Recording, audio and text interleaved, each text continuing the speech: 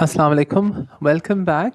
My name is Dr. Bilal Wajid, and we are continuing the course of Applied Operating Systems, Cyber Defense, and AI Agents. Now, for the OS part of the course, we are using the book Operating System 3 Easy Pieces, and we are continuing the chapter number 4, which is on process. Now, we've already discussed previously process creation, the element of CPU virtualization, process API, and then we were to move at process states. Now, as far as process states are concerned, the analogy of the red, yellow, and green light works perfectly well because red means you have to stop, you can't continue. Wait means you're ready to rumble, and go means you just go ahead.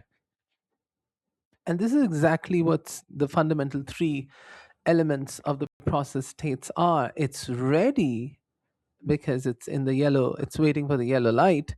It's green as if it's running. The process is actually running in the CPU, executing instructions, or the process is blocked, most likely waiting for, in this case, luggage or the input output. Right? We have people in the queue having the boarding pass.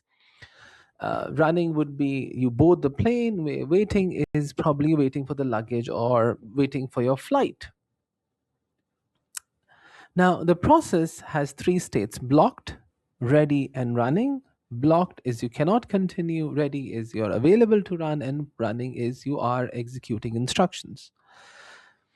Now, when a process, as in the case of time sharing, if a CPU runs two processes, A and B, simultaneously, the way it does is that if process A is running, that means it is already scheduled, it is going through the CPU, maybe after a couple of timestamps, it deschedules process A so that process B can run, right?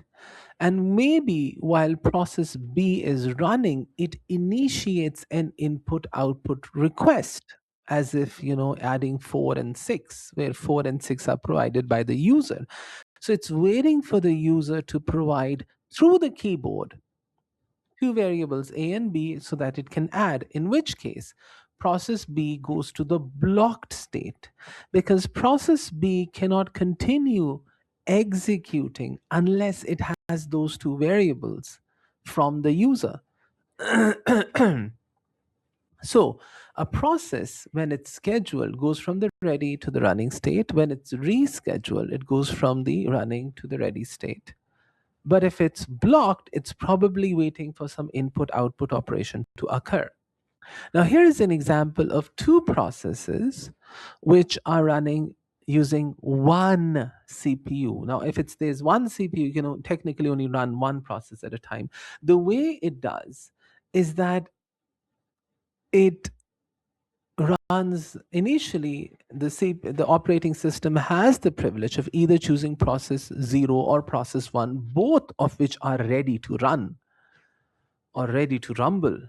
Now, initially, let's say it chooses process 0. So process 0 runs while process 1 waits and is in the ready state. So process, again, for the next timestamp, process 0 runs and it continues to run till the fourth timestamp, at which point process 0 finishes its execution.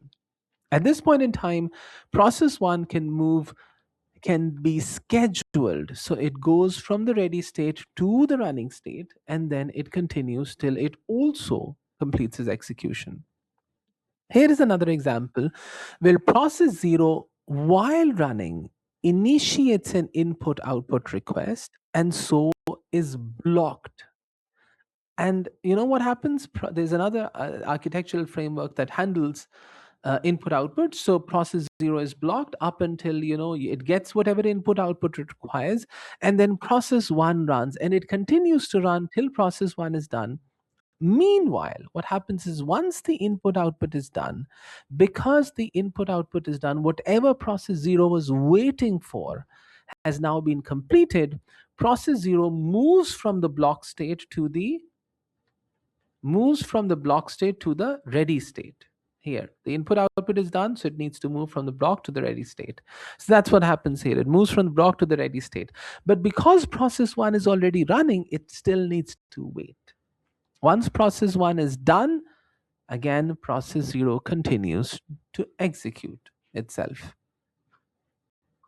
Now, in Unix based, or even in case of XV6, if you happen to use XV6 in your course, you have more than one process states. In fact, you have six.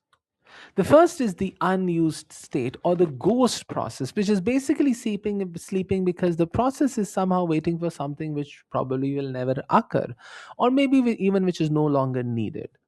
Okay. It basically is forgotten, and the process continues to linger on until the whole thing is cleaned up.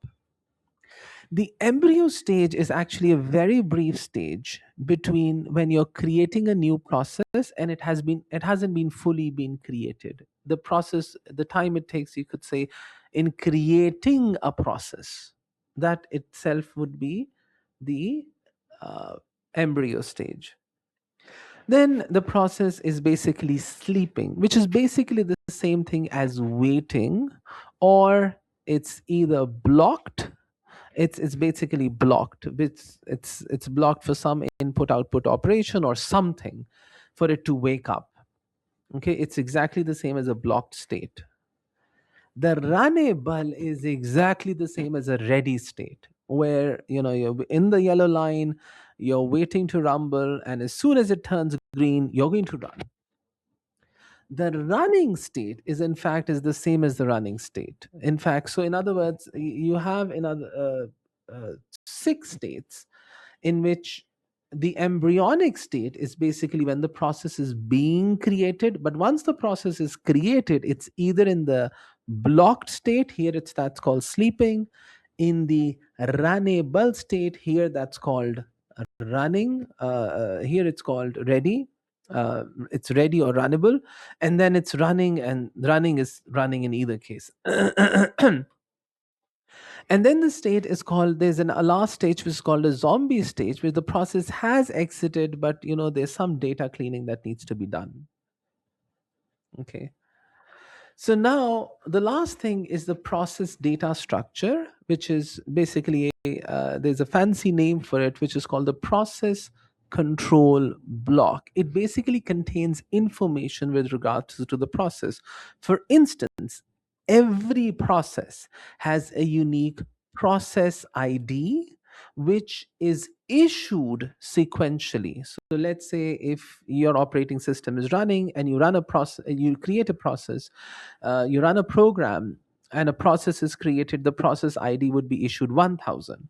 Now, if you create another program, or if you run another program, sorry, then if it's the next process, it'll be issued process ID 1001.